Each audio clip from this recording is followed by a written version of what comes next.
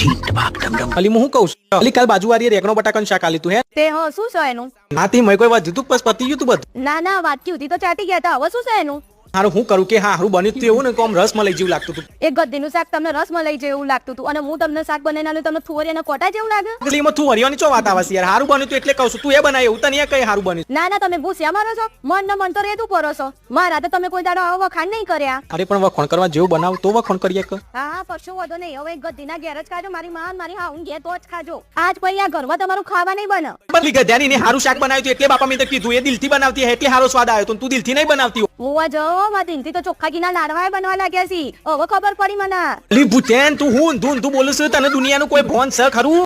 અત્યાર સુધી ભોનમાં નથી. હવે ભોનમાં આવીશું. હવે તમે જુઓ પેલી ગદ્દી ને તમને બંને ભોનમાં લાવી દઉં છું. મુઈ એક શાકનો વખણ હું કર્યો હતી તો ખાધેલું શાકે બારી કુટ્યું પેટમાં મારું.